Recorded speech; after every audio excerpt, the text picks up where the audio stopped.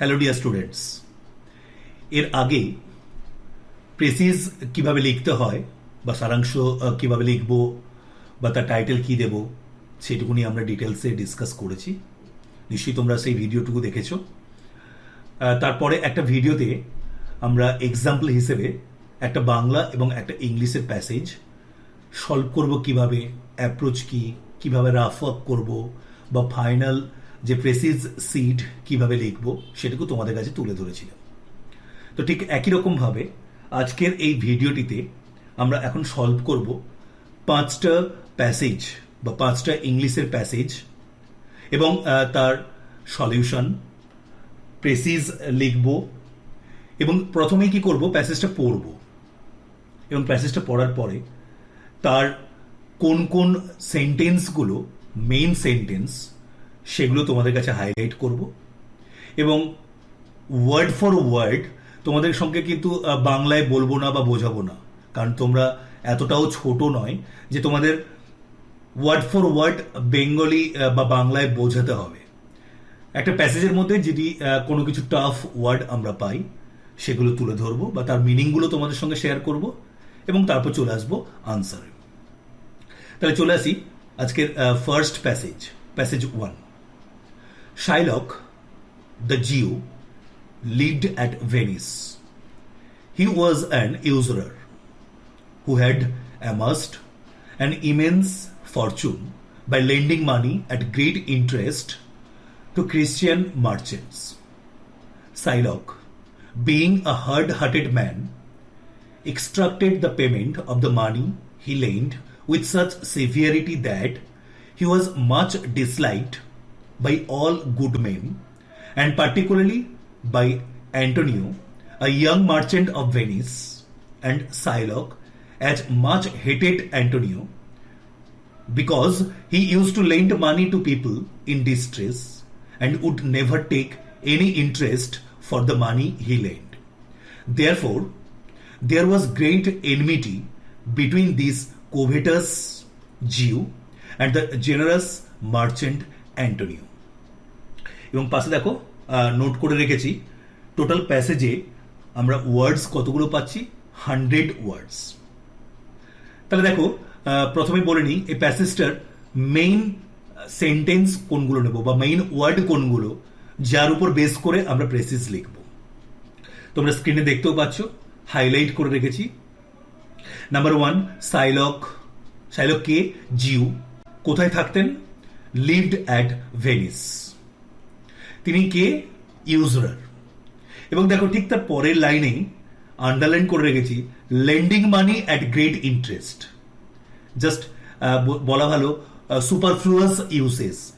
ইউজরার water meaning lending money at great interest. তাই সেক্ষেত্রে underline করা আছে যে অংশটুকু সেটা কিন্তু আমাদের আর নেওয়ার দরকার নেই। শাইলক কেমন ছিলেন? Hard hearted man. উল্টো দিকে দেখো আরেকটা ক্যারেক্টার আমরা পাচ্ছি, Antonio, a young merchant of Venice. তিনিও ইউজ টু লেন্ড মানি এবং নেভার টেক এনি ইন্টারেস্ট। এবং দুজনের মধ্যে কি ছিল? Great enmity between. কে কে দুজন? সাইলক এবং অ্যান্টোনিও।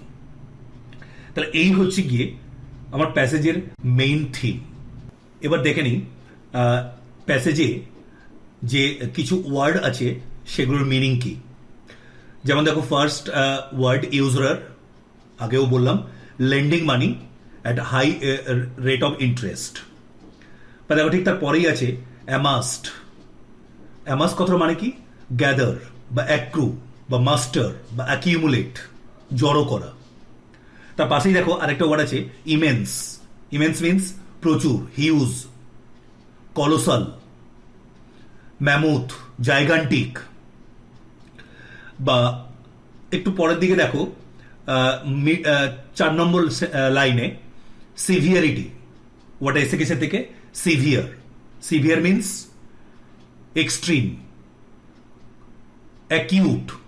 এই সেন্টেন্সে সিভিয়ার মিন্স রুড়ো, এই সেন্সে আমরা ইউজ হয়েছে দেখতে পাচ্ছি। বা দেখো তারপরে আমরা আর একটা ওয়ার্ড নিয়ে একটু কথা বলবো, নিচের দিক থেকে second line last word enmity. Enmity কথার মানে কি না, এনমিটি মিন্স শত্রুতা, যার সিনোনিম কি বলতে পারি, হস্টিলিটি, অ্যান্টাগনিজম। আবার দেখো লাস্ট লাইনে দুটো ওয়ার্ড পাচ্ছি, একটা হচ্ছে কি আছে কোভেটাস। বলো তো কোভেটাস কথার মানে কি না, কোভেটাস মিন্স আমি বলতে পারি ডিজায়ারাস বা এক্সট্রিমলি কিন, বা বলতে পারি অ্যাভারিসিয়াস, গ্রিডি, লোভি। বা দেখো তারপরে আরেকটা ওয়ার্ড আছে জেনারাস। জেনারাস মিন্স না কাইন্ড, অথবা বলতে পারি ম্যাগনানিমাস, যেটা হচ্ছে কি স্টিঞ্জির অ্যান্টোনিম। আচ্ছা এবার চলে আসি, যদি ছোট্ট করে একটু বলি, তাহলে প্যাসেজে আমরা পাচ্ছি দুটো ক্যারেক্টার সাইলক এবং অ্যান্টোনিও, দুজনেই লেন্ডিং বিজনেসের সঙ্গে ইনভলভ, কিন্তু একজন হাই রেট অফ ইন্টারেস্টে কি করতেন না হচ্ছে গিয়ে ধার দিতেন, আরেকজন ছিলেন ঠিক তার উল্টো বা অপোজিট নেচার। তাহলে এই হচ্ছে গিয়ে আমাদের প্যাসেজের মেইন থিম। তাহলে এবার চলে আসি আনসারে। প্রথমেই তোমাদের বলেছিলাম যে আগে আমরা কি করব, রাফ ওয়ার্ক করে নেব এবং অতি অবশ্যই পেজের উপরে লিখবো রাফ, যেটা ফ্রেজ করে নেওয়ার পরে আমাদের স্পেশাল সেটে ওটা আমরা ক্রস দিয়ে আসবো। আমি টাইটেল দিয়েছি ক্যারেক্টার অফ সাইলক অ্যান্ড অ্যান্টোনিও। একটু খেয়াল করে দেখবে, বলেছিলাম টাইটেল এমন একটা দেব যেটা থেকে প্রেসির মেইন থিম আমরা যেন ক্লিয়ারলি বুঝতে পারি। তাহলে এর সঙ্গে আরেকটা বক্তব্য, যে টাইটেলটুকু লিখব তার প্রত্যেকটা ওয়ার্ডের ফার্স্ট লেটার কি হবে, capital letter, except article and preposition. Underline বা শ্যাডো এগুলো কোনো কিছুই দেব না। চলে আসে আনসারে। তোমরা দেখতেও পাচ্ছ স্ক্রিনে, সাইলক কমা মানি লেন্ডার অফ ভেনিস, আবার কমা, এই যে আগে কমা পরে কমা, এই জিনিসটাকে আমরা কি হিসেবে জানি, noun in apposition. And mind it, noun in অ্যাপোজিশনে আমরা কোনো আর্টিকেল ইউজ করব না। তার মানে এখানে একটা যদি আমি লিখতাম আ মানি লেন্ডার অফ ভেনিস, তাহলে কিন্তু গ্রামাটিক্যালি কি হতো, ভুল হতো। ওয়াজ আ জিউ and very strict about repayment and interest. Antonio, comma, Christian merchant, comma, was on the other hand very large-hearted. Naturally, the two disliked each other. তাহলে এই হলো গিয়ে আমার আনসার, এবং দেখো ওই আনসারটাই আমি স্পেশাল সিটে লিখে রেখেছি, এবং তোমরা বুঝতেও পারছো আমি বলেও ছিলাম one box equals to one word. Title কথাটা স্পেশাল সিটে লেখাই থাকে, তোমরা জাস্ট একটা হাইফেন দিয়ে একটানা টাইটেল লিখবে এবং তারপর প্রত্যেকটা বক্সে একটা করে ওয়ার্ড লিখবে। দরকার হলে পেজটার একটা স্ক্রিনশট তোমরা নিয়ে রেখো, এবং খেয়াল রাখবে অতি অবশ্যই লাস্ট কলাম তাদের কিন্তু আমরা কোনো কিছু লিখবো না বা লিখতে পারি না। নেক্সট, এবার চলে আসি second passage. The light has gone out of our lives and there is darkness everywhere. I do not know what to tell you and how to say it. Our beloved leader Bapu, as we called him, the father of the nation, is no more. Perhaps I am wrong to say that. Nevertheless, we will not see him again as we have seen him for these many years. We will not run to him for advice and seek solace from him. And that is a terrible blow not to we only, but to millions and millions in this country, and it is little difficult to sustain the blow by any other advice that I or anyone else can give you. The light has gone out, I said, and yet I was wrong. For the light that shone in this country was no ordinary light. The light that has illumined this country for these many years will illumine this country for many more years, and 1,000 years later that light will still be seen in this country, and the world will see it, and it will give solace to innumerable hearts.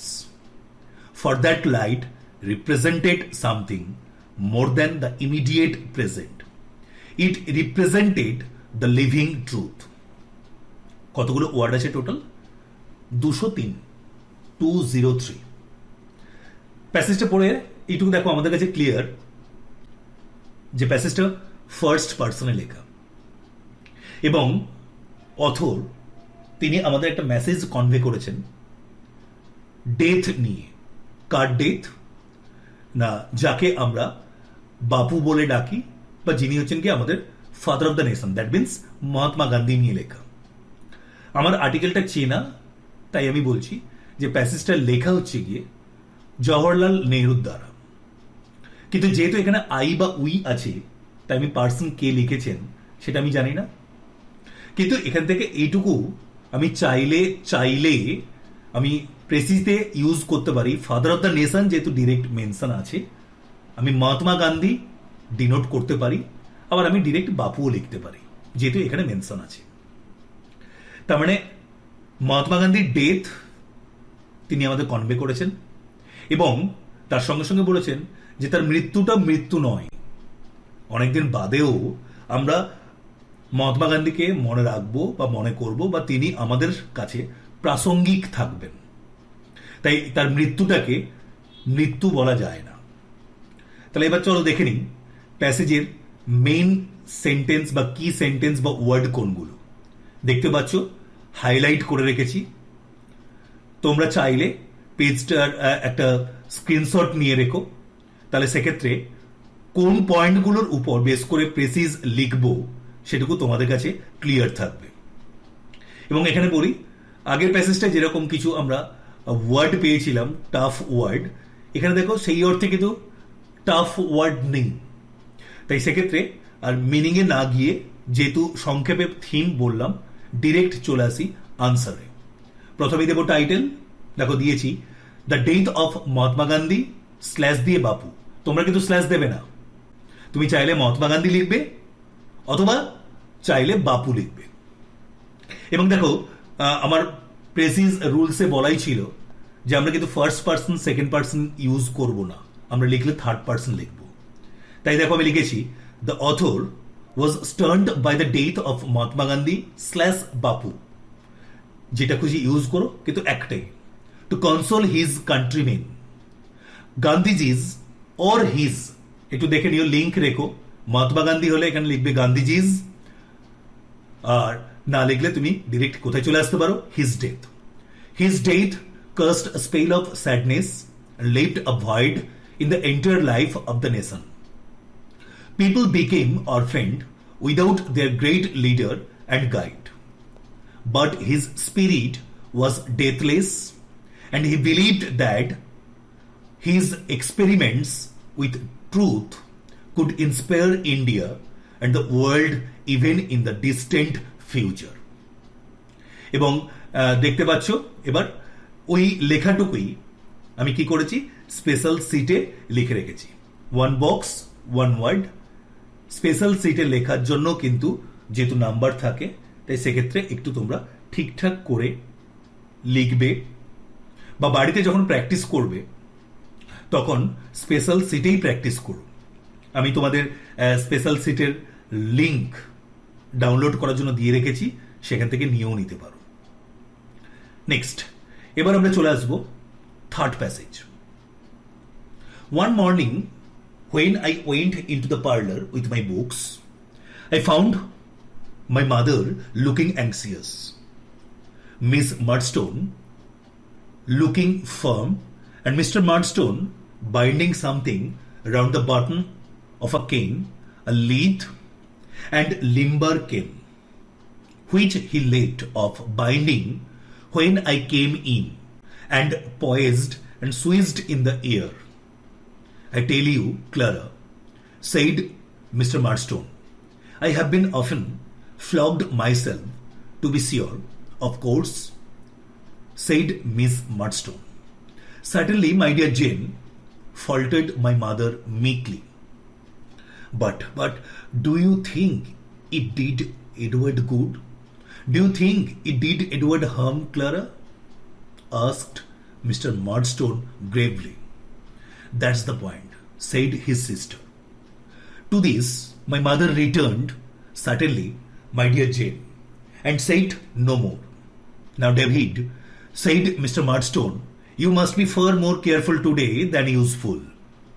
He gave the cane another poise and another switch, and having finished his preparation of it, laid it down beside him with an expressive look and took up his book. দেখতেই পাচ্ছি এই প্যাসেজেও লেখা আছে first person, এবং আমরা মোট 4টে character পাচ্ছি। Mister মার্ডস্টোন, তার বোন মিস মার্ডস্টোন, এর সঙ্গে দেখো পাচ্ছি ক্লারা, দ্যাট মিনস ডেভিডের মা, এবং ডেভিড ওনসেলফ। আমরা জানি প্রেসিজ লেখার সময় কোটেশন আমরা ইউজ করতে পারি না। তবে প্রথমে দেখে নিই এই প্যাসেজ থেকে কিছু আননোন ওয়ার্ড, তার মিনিং কি হতে পারে। দেখো থার্ড লাইনে একটা ওয়ার্ড আমরা দেখতে পাচ্ছি, ওয়ার্ডটা হচ্ছে গিয়ে লিথ, LITHE। এই লিথ কথার মানে কি না, লিথ যদি ভার্ব হিসেবে আমরা ইউজ করি তখন তার মিনিং হচ্ছে গিয়ে গো, GO। আবার যদি আমরা অ্যাডজেক্টিভ হিসেবে ইউজ করি তখন তার মিনিং হচ্ছে গিয়ে মাইল্ড, বা বলতে পারি স্লিম। আবার দেখো ঠিক তারপরে আর একটা ওয়ার্ড আমরা পাচ্ছি, ওয়ার্ডটা হচ্ছে গিয়ে লিম্বার। লিম্বার কথার মানে কি না, লিম্বার মিনস আমি বলতে পারি ফ্লেক্সিবল, বা বলতে পারি প্লায়েন্ট, কমপ্লায়েন্ট। আবার দেখো প্যাসেজে আমরা আর একটা ওয়ার্ড পাচ্ছি ফ্লগ। বলতো ফ্লগ কথার মানে কি না, ফ্লগ কথার মানে হচ্ছে গিয়ে whip. Vlog means whip. Next, তাহলে এবার একটু দেখে নিই যে কোন ওয়ার্ডগুলো বা সেন্টেন্সগুলো মেজর। তোমরা দেখতেও পাচ্ছ হাইলাইট করে রেখেছি।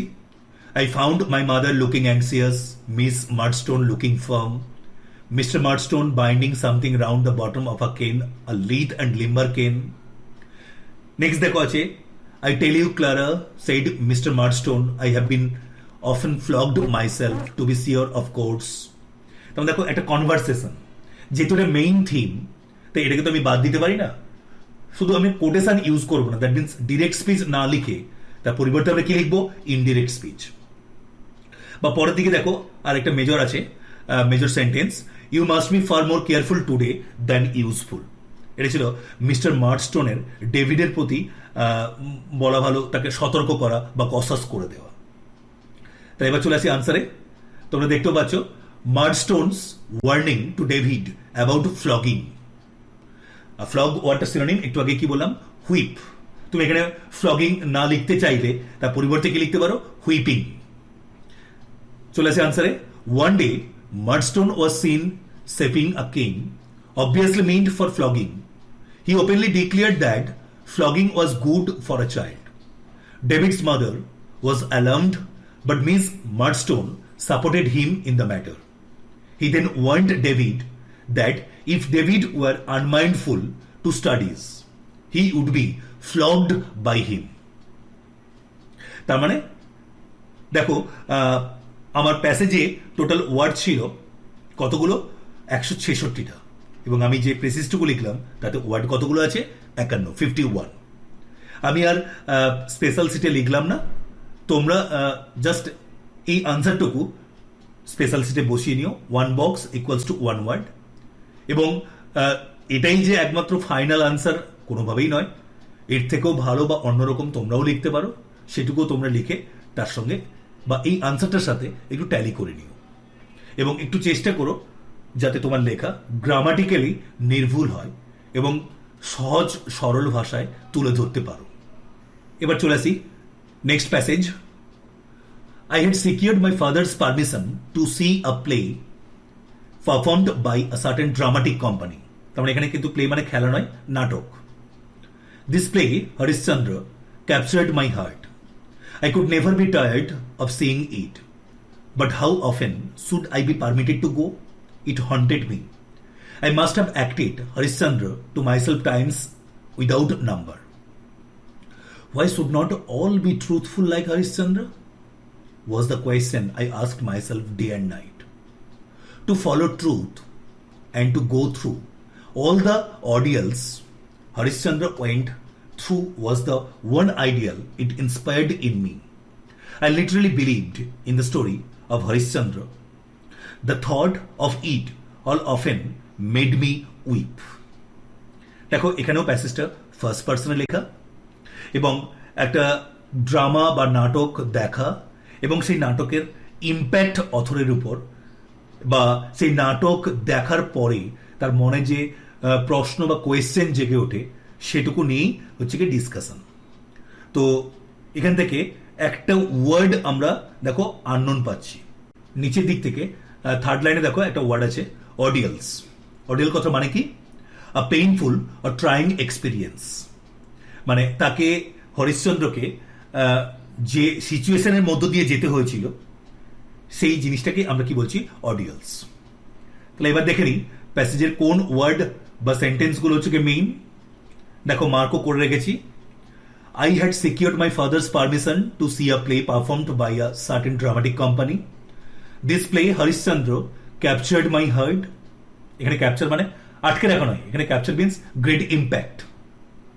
I could never be tired of seeing it. এবং পরবর্তী দেখো myself times without number. Why should not all be truthful? দেখার পরে তার মনে কোয়েশ্চেন এবং লাস্টের দিকে দেখা আছে I literally believed in the story of Harishchandra. তাহলে এবার চলে আসি টাইটেল এবং আনসার। তাহলে টাইটেল কি লিখেছি? The play Harishchandra. The author once saw a play called Harishchandra. He was so overwhelmed by the play that he would act it in his mind. What appealed to him most was Harishchandra's love of truth and his great suffering. তাহলে এই হলো গিয়ে আমার 4 নম্বর প্যাসেজের answer. Next এবং আজকের last passage স্ক্রিনে দেখতে পাচ্ছ। There is an incident which occurred at the examination during my first year at the high school and which is worth recording. Mr. Gills, the educational inspector, had come on a visit of inspection. He had set us 5 words to write as a spelling exercise. One of the words was kettle. I had misspelled it. The teacher tried to prompt me with the point of his boot, but I would not be prompted. It was beyond me to see that he wanted me to copy the spelling from my neighbor's slate, for I had thought that the teacher was there to supervise us against copying. The result was that all the boys except myself were found to have spelled every word correctly. Only I had been stupid. The teacher tried later to bring this stupidity home to me, but without effect. I never could learn the art of copying. দেখতে পাচ্ছ প্যাসেজটার theme যেটুকু সেটা আমাদের কাছে একটা moral education বা moral লার্নিংও বলতে পারো। তো বাই দ্য ওয়ে চলে আসি মেইন থিম বা ওয়ার্ড কোনগুলো দেখে নাও। তোমরা স্ক্রিনে দেখতেও পাচ্ছ, মার্কও করে রেখেছি। There is an incident which occurred at the examination. ঘটনাটা ঘটেছিল এক্সামের সময়। ওর্থ রেকর্ডিং, ওকে, জীবনের একটা গুরুত্বপূর্ণ ঘটনা বা মেমোরেবল যেটাকে আমি ইভেন্টফুল হিসেবে মার্ক করে রাখতে পারি। কে এসেছিলেন? Mister Giles. কে? Educational inspector. কি করতে দিয়েছিলেন? Spelling exercise. এবং প্রম্পট ছিলেন না, I would not be prompted. কিসের জন্য? কপিং এর জন্য। He wanted me to copy the spelling from my neighbour's slate. এবং লাস্ট দেখো I never could learn the art of copying. তাহলে ডিরেক্ট এবার চলে আসি তাহলে আনসারে, কারণ এখান থেকে কোনো টাফ ওয়ার্ড সেই অর্থে নেই যেটা তোমাদের কাছে মিনিং হিসেবে তুলে ধরার দরকার আছে বলে মনে হয়। তো ডিরেক্ট আনসার দেখো, টাইটেল দেখতে পাচ্ছ, an incident of author's school life. যেহেতু ফার্স্ট পার্সনে লেখা ছিল আর আমরা প্রেসিজ রাইটিং এর ক্ষেত্রে ফার্স্ট এবং সেকেন্ড পার্সন ইউজ করতে পারি না, তাই সেক্ষেত্রে আমি আই বা উই না দিয়ে তার পরিবর্তে কি লিখেছি, author's school life. Once the school inspector came to inspect the class of which he was a student. He took a spelling test of the class. He was the only boy who spelled a word incorrectly. একটু খেয়াল লাগবে, SPELLED এটা আমরা use করব V2 বা V3 হিসেবে, আর SPELT spelled এই ওয়ার্ডটা আমরা ইউজ করব অ্যাডজেক্টিভ হিসেবে। একটু খেয়াল লাগবে লেখার সময়। Who spelled a word incorrectly. His teacher persuade means convince. His teacher persuaded him to copy the spelling from another. But he was dead against copying. তাহলে দেখো ছোট্ট করে 50টা ওয়ার্ডের মাধ্যমে গোটা প্যাসেজটার মেইন থিম আমরা কি করতে পারবো, তুলে ধরতে পারবো। তাহলে এই হলো 5টা প্রেসির এক্সারসাইজ সলভ করলাম। তোমরা নিজেরাও কি করো, সলভ করো। তোমরা চাইলে যদি মনে করো তাহলে সেক্ষেত্রে স্ক্রিনে দেখো আমার হোয়াটসঅ্যাপ নাম্বারটা দেওয়া আছে। তোমরা চাইলে তোমাদের লেখাগুলো আমাকে তোমরা নিজেরা 5টা প্যাসেজ লিখে আমাকে পিক তুলে পাঠিয়েও হোয়াটসঅ্যাপ করতে পারো। যদি মনে করো তাহলে সেক্ষেত্রে গ্রামাটিক্যাল কোনো মিস্টেক বা নেসেসারি যদি কোনো কারেকশন থাকে আমি বলে দিতে পারবো, বা তার সঙ্গে সঙ্গে সাইড বাই সাইড তোমাদের লেখা যদি ভালো হয়ে থাকে তাহলে সেক্ষেত্রে আমরা আমাদের ইউটিউব চ্যানেলে তোমার লেখাটাকেও কি করব, তুলে ধরবো। তাহলে সবাই ভালো থেকো, প্রিপারেশন নিতে থাকো, বাড়িতে প্র্যাকটিস করতে থাকো। ডেলি না হোক অন্তত 2 থেকে 3 দিন অন্তর একটা করেও যদি প্যাসেজ প্র্যাকটিস করো তাহলে নিজেকে অতি অবশ্যই সঠিক জায়গায় দাঁড় করিয়ে নিতে পারবে। ভালো থেকো, সুস্থ থেকো, থ্যাংক ইউ।